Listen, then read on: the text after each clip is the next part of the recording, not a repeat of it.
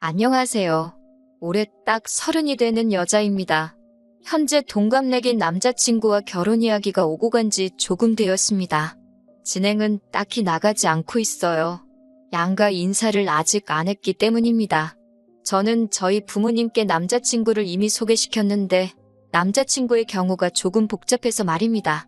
바보 온달과 평강공주 이야기 정도는 아니겠지만 남자는 여자하기 나름이라는 말 믿고 정말 잘해보고 싶었어요. 지금은 몇 번을 생각해봐도 이게 맞는 건가 싶고 여러 고민을 하게 만듭니다. 남자친구는 저희 부모님 다음으로 저한테 잘해주는 사람이었어요. 그리고 그거 하나만 보고 결혼을 결심했고요.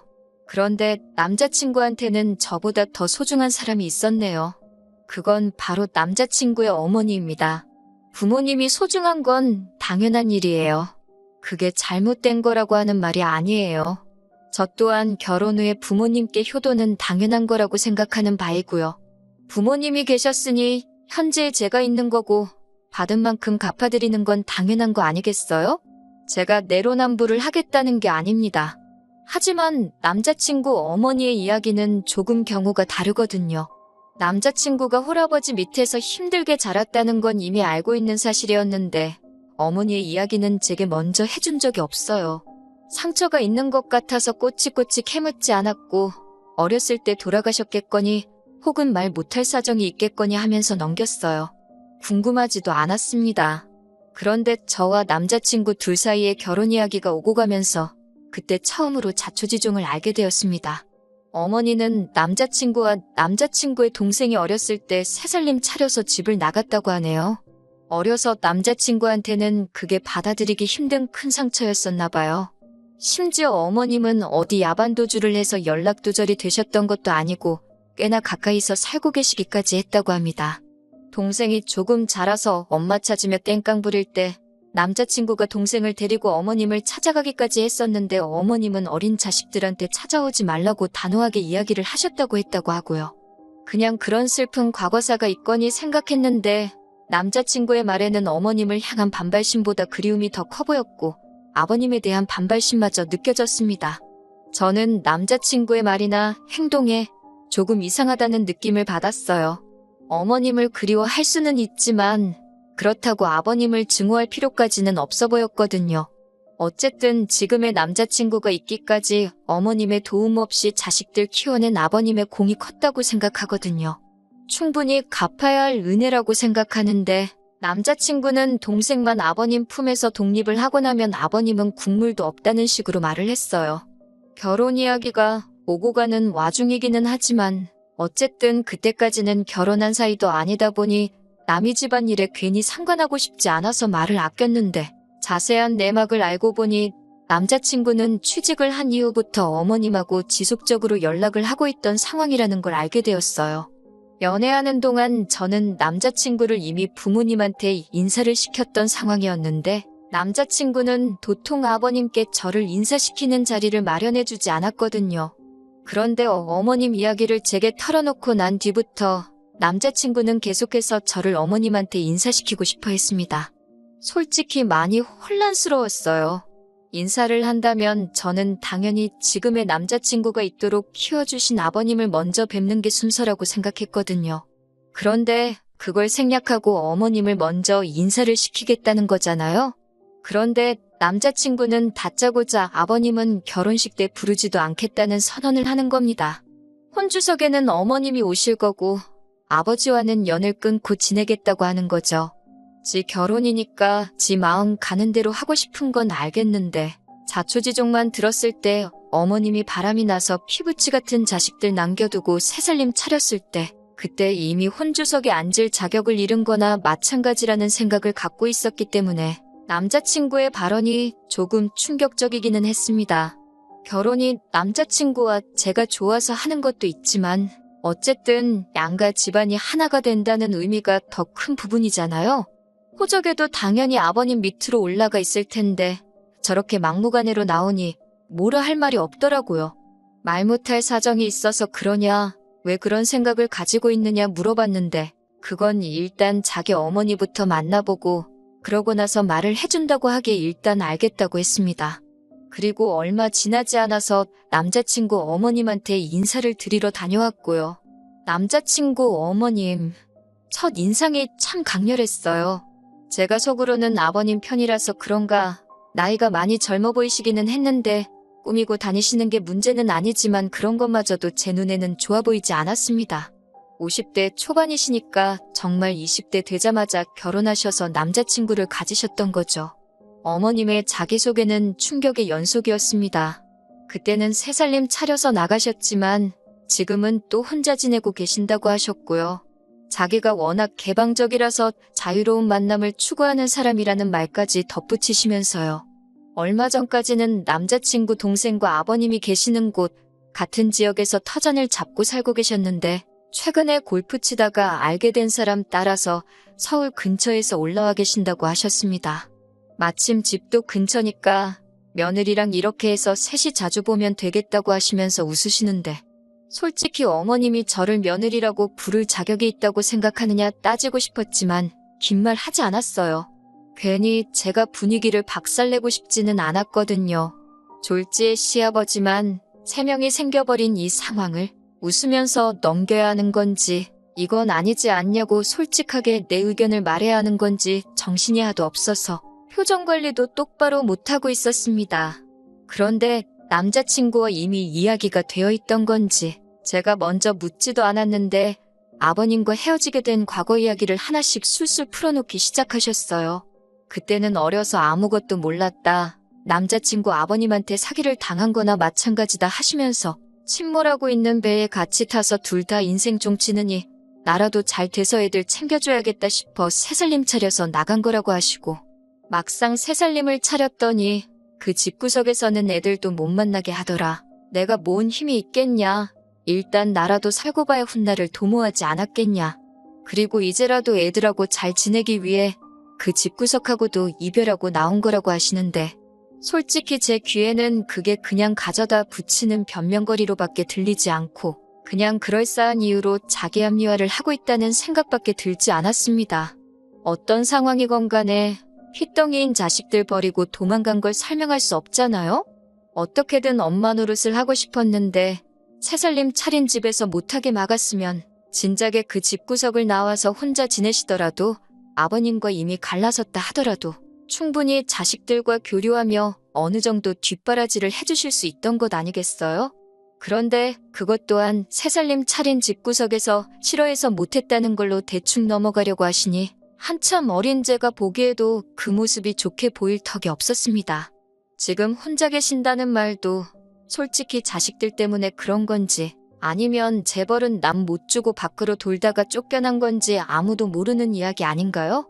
그런데 남자친구 취직하고 나서 연락을 해오셨던 걸 보면 제 생각에는 후자에 더 힘이 실리는 이야기 같은데 제가 아버님 대변인으로 나와서 시시비비를 가리려고 나온 자리도 아니고 그때는 어머니 사랑 못 받고 자란 남자친구가 어머니와 함께 있는 것만으로도 너무 좋아 보여서 최대한 크게 따지고 들지는 않으려고 꾹꾹 참고 있었어요. 그동안 못 받은 어머니의 사랑을 받고 싶은 건지 효자 노릇을 하고 싶은 건지 주문한 음식이 나왔는데 어머님 드시기 편하라고 돈가스를 드시기 편하게 조각조각 하나씩 썰어주고 있는 모습을 보니 안쓰럽기도 하고 화가 나기도 하고 참 오만 가지 감정이 교차하더군요. 30살 저희들한테 맛있는 거 사주신다고 데려간 곳이 집 근처 돈가스 집인 것도 조금 그렇긴 했는데 제가 계산을 하려고 했는데 기어코 당신이 계산하신다고 하신 걸 보면 어머님이 정말 상황이 좋지 않은데 어떻게든 잘 해보고 싶다는 진심이 느껴지기도 하고 그때까지는 조금 지켜보자는 생각이었어요. 식사가 끝나고 나서 어머님이 이대로 헤어지기는 아쉽다고 하시면서 당신 집에 가서 과일이라도 먹고 가라고 하시기에 따라갔습니다. 새로 만나시는 분이 있다고 해서 저는 또 새살림을 차리신 건가 싶었는데 그게 아니더라고요. 어머님은 서울에 따로 집을 가지고 계신 건 아닌 것 같았고 연립주택에 새들어 살고 계셨어요. 방 1개의 거실, 주방, 욕실 다 따로 있기는 했는데 사이즈가 그렇게 크지는 않았습니다. 골프 치다가 알게 된 사람 따라왔다는 말에 새살림 차려서 잘 지내시는가 보다 했는데 둘이서 아직 서로 알아가는 단계이다 보니 일단 급한 대로 작은 방 구해서 지내고 계신다고 하셨습니다. 그리고 그 좁아터진 집에서 과일을 먹으면서 이런저런 이야기를 나누는데 어머님께서 시커먼 속내가 잔뜩 담긴 한마디를 하시더라고요. 이렇게 셋이서 있으니까 너무 좋으시다고. 식사 자리에서는 이렇게 셋이 자주 보자고 하시던 말이 이번에는 그냥 이렇게 셋이서 알콩달콩 살아도 좋겠다고 살짝 돌려서 말을 꺼내시더라고요. 누가 들어도 우리 결혼하면 방 한 칸 내달라고 같이 사는 게 어떤지 저를 떠보려고 꺼내신 말로밖에 들리지 않았어요. 남자친구는 어머님 속뜻을 알고 그러는 건지 모르고 그러는 건지 그러면 참 좋겠다고 동조하면서 해실해실 웃고만 있었고요. 집에 돌아오는 길에 저는 이미 느낌이 쎄해서 이 결혼을 해서는 안 되겠다는 생각이 들었습니다. 그래서 남자친구한테 솔직하게 대답해달라고 하고 단도직입적으로 물어봤어요. 혹시 너 지금 결혼하면 어머님 모시고 살고 싶어서 밑밥 가는 거냐고요. 그러니 남자친구는 그게 무슨 소리냐입니다. 어머니는 어머니 인생이 있고 우리는 우리 인생이 있는 거 아니겠냐고 선은 확실하게 긋더라고요. 어머니는 지금 만나는 분도 계시고 한데 왜 우리랑 사시겠냐고 하면서 오히려 그런 질문을 한 저한테 지금 무슨 생각을 하는 거냐고 화를 내더라고요. 그래서 솔직한 제 심정을 이야기해줬습니다. 내가 느끼기엔 어머님이 우리가 결혼하게 되면 같이 살고 싶어 하시는 것처럼 보였다. 오늘 내 반응을 봤다면 알겠지만 솔직히 너 키워주신 아버님 무시하고 어머님이 혼주석에 앉아 계시게 하는 것도 맞다고 생각하지 않고 오늘 자리가 여러모로 나한테는 불편한 자리였다. 이런 식으로 그간 속안에 담아두었던 이야기를 다 꺼냈지요. 취직 후부터 연락을 하고 지냈다고 하는데 그러면 이제 2년 정도밖에 안 된 거거든요. 같이 사는 것도 아니고 어머니가 새로 만나시는 분 알고 나서 여기 올라오신 지는 또 반년 정도밖에 안 된 건데 언제부터 그렇게 어머님을 잘 알았다고. 남자친구는 우리 엄마 그런 사람 아니라고 하면서 저보고 너무 나쁘게만 보지 말라고 하는 겁니다. 사실 아버님이 다 잘못한 거라고 어머님 편을 들면서 말이죠. 아버님이 애초에 어머니한테 잘했으면 어머니가 자기랑 동생 두고 새살림 차릴 필요도 없었던 거 아니냐. 자기가 지금 이 자리까지 오게 된 것 또한 아버님 덕이 아니라고. 다 자기가 잘해서 여기까지 온 거 아니겠냐고. 그러니 그건 자기가 잘했기에 다 자기 덕이지 아버님 덕이 아니라고 하는 말인 겁니다. 누가 들으면 태어나자마자 지 혼자 벌어서 공부하고 학원 다니고 대학 가고 그랬는 줄 알겠는데 그건 또 아니거든요. 대학 생활을 서울에서 자취생활하면서 학자금 대출도 없이 아르바이트도 안 하고 지냈는데 그걸 어떻게 자기 덕이라고 할 수 있나요? 제가 세상에 너보다 어려운 환경에서 이룰 거 못 이루고 하고 싶은 거 시작도 못 해보고 포기하는 사람들이 한두 사람이 아니라고 복 받은 줄 알고 아버님한테 잘하라고 한마디 했습니다. 그랬더니 갑자기 혼자 욱해서 네가 내 자라온 과정을 아냐 마냐 하면서 울분을 쏟아내더라고요. 근데 딱히 와닿지도 않는 게 솔직히 저도 부모님 밑에서 부족함 하나 없이 자라왔지만 저 또한 속에 담아둔 부분도 있고 불만 가졌던 부분도 있고 그 정도는 다들 한두 개씩 있는 게 아닌가 싶고 그냥 어리광에 투정 부리는 걸로밖에 안 들렸어요.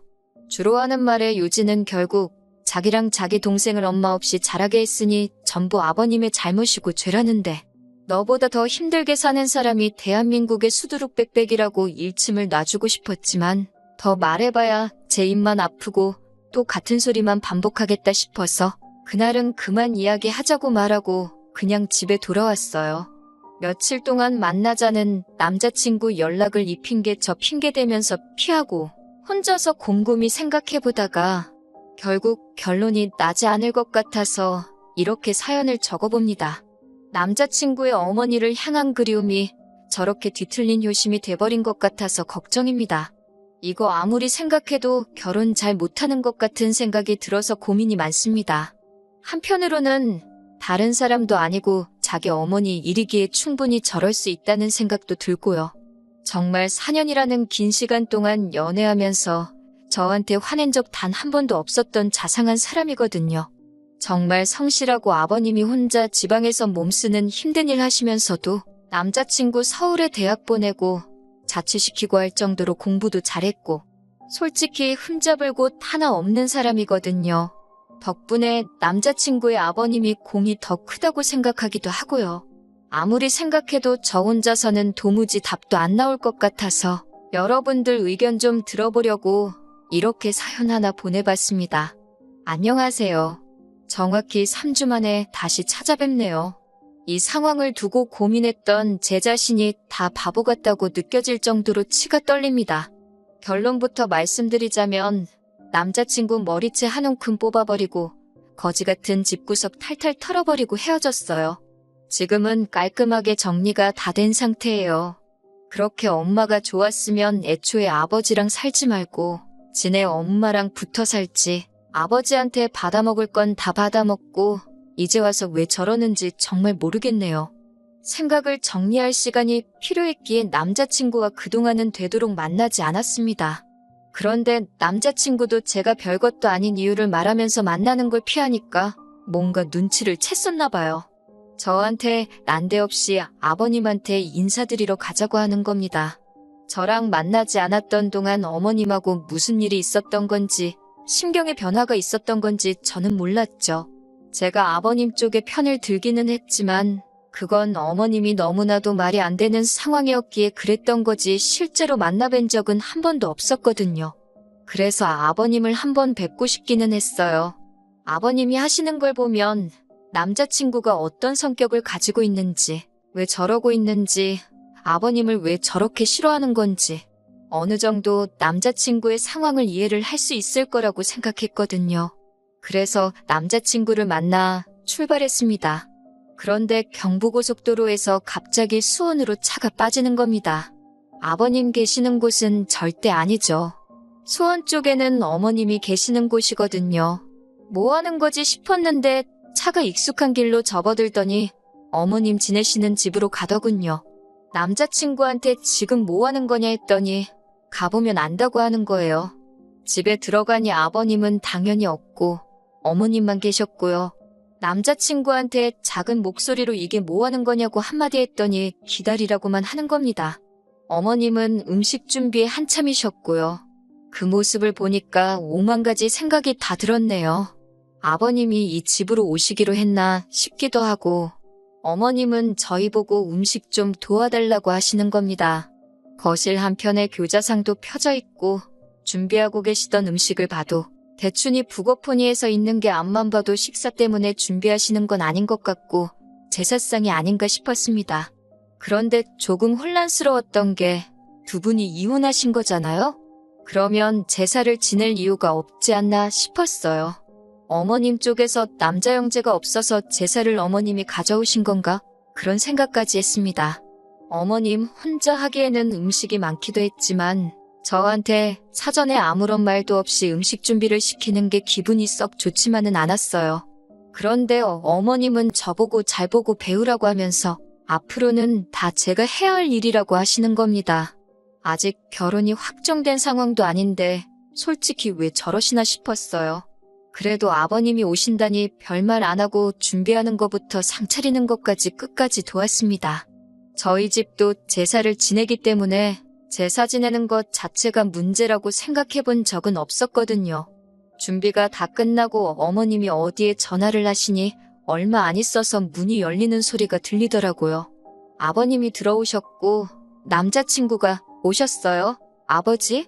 하고 살갑게 맞이하는데 속으로 했습니다. 앞으로 평생 얼굴도 안 보고 살 것처럼 아주 이빨을 드러내놓고 있던 모습과는 다르게 외투도 직접 받아서 옷걸이에 걸어주고 너무 잘했기 때문이에요. 무뚝뚝하신 성격인지 저한테는 살짝 목리만 하고 들어오시자마자 준비되어 있는 제사상의 향을 피우시더군요. 남자친구가 옆에서 술 한 잔 따르고 저를 올리시더니 그 다음에는 다 같이 절을 하자고 해서 얼떨결에 저도 절을 해버리고 말았어요. 그리고는 이게 맞나 싶어서 저는 실례하겠습니다 하고 밖에 나가 있었습니다. 제사가 다 끝나고 나서 저보고 뒷정리를 도우라길래 일단 저도 도왔어요. 이때까지만 해도 저는 정말 아무것도 몰랐습니다. 이윽고 네 사람이서 식사가 시작되었어요. 아버님이 과묵하셔서 그런지 식사 자리가 분위기가 조금 무거운 편이었습니다. 아버님이 앞에 계시면 저렇게 찍소리도 못할 거면서 뭘 그렇게 아버님이 싫다고 이를 갈고 그랬는지 싶었습니다. 오고 가는 말이 하나도 없다 보니 제가 아버님 말씀 많이 들었다고 저희가 내려가도 됐는데 여기까지 오시느라 힘드셨겠다고 한마디 했어요. 그랬더니 아버님이 조금 당황스러운 눈빛을 하시면서 어머님을 쳐다보시는 거예요. 그리고 이어진 설명에 정말 저는 두 손 두 발 다 들고 결혼은 물론이고 남자친구와의 관계를 정리해버리게 되었습니다. 온갖 근엄한 척을 다 하던 그 사람은 아버님이 아니었던 겁니다. 어머님 세인이라던 그 사람이었던 거예요. 이때는 이미 상황을 정리해보고 화를 참고 그런 수준의 문제가 아니었습니다. 열이 확 오르더라고요. 남자친구한테 대체 이게 무슨 상황인 거냐고 물으니 남자친구는 대수롭지 않게 뭐가 문제냐는 듯 아버지께 저를 인사시킨다고 하지 않았냐 하면서 당당하게 나오더군요. 저게 니네 엄마 세인이지 어떻게 아버지냐고 했더니 저보고 말 조심하라고 하더군요. 앞으로 지한테 아버지는 저 사람 한 분뿐이라나요. 어머님한테 3주 전만 해도 알아가는 단계라고 했는데 벌써 결혼까지 다 하신 거냐고 물어보니 그건 또 아니랍니다. 아직 그 남자 쪽에서 이혼을 하지 않았다고. 그 말을 들으니 화가 나는 걸 떠나서 어처구니가 없더군요.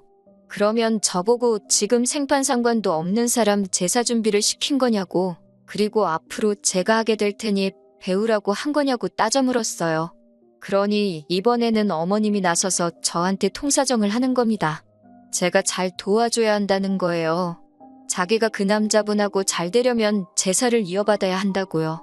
그러면 그분이 지금의 부인과 이혼을 하고 그리고 나서 자기와 결혼을 해줄 거라고 하는 겁니다. 그러면서 자기가 안정적으로 정착을 하려면 저랑 남자친구가 잘해야 한다는 거예요. 어머님의 세인은 애초에 제가 남자친구랑 분위기가 안 좋아지기 시작할 때 몰래 외투 챙겨서 밖으로 슬금슬금 나가던데 알고 보니 자리를 피해준 게 아니고 분위기가 이상해지니까 아예 집으로 꽁지가 빠지도록 내빼버린 상황이었고요.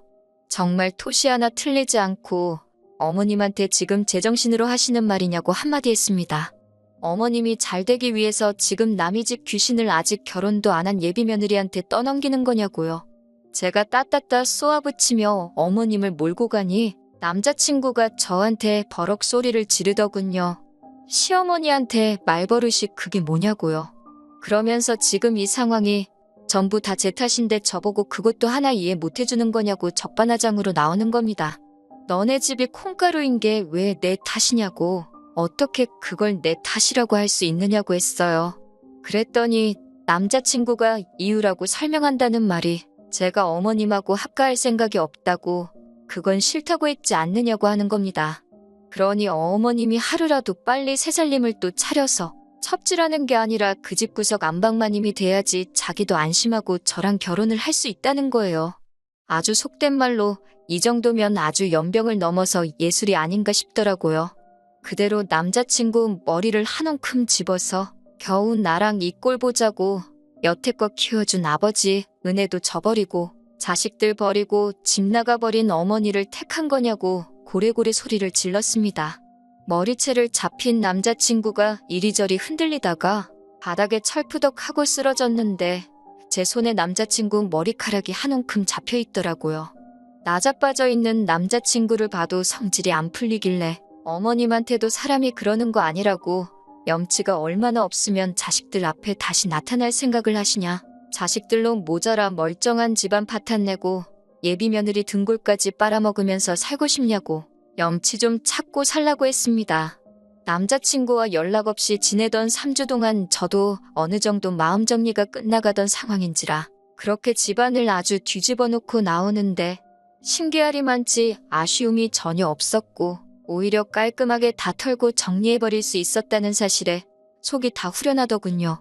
평소였으면 연락이라도 몇 번 왔었을 텐데 그동안 아무런 연락도 없는 걸 보니 잘못을 뉘우친 건지 아니면 남은 인생 이제 엄마한테 등골 쪽쪽 빨리면서 살기로 결심한 건지 저한테 아무런 연락이 없네요. 차라리 잘 된 것 같아요. 4년 연애한 시간이 허송세월로 느껴질 만큼 허무하지만 오히려 제가 정리 못하고 이 관계를 질질 끌고 갔다면 아마 저도 화병 때문에 제명에 못 살았을 겁니다. 더 더러운 꼴 보기 전에 빠른 결심을 한 게 잘했다 싶어요. 한편으로는 제가 그동안 엄청 착하게 살아왔나 싶기도 하고 어머님한테 고마운 부분도 있기도 해요. 괜히 저랑 남자친구가 결혼하고 나서 남자친구 앞에 나타났다면 그건 그거대로 더 큰일이었을 테니까요.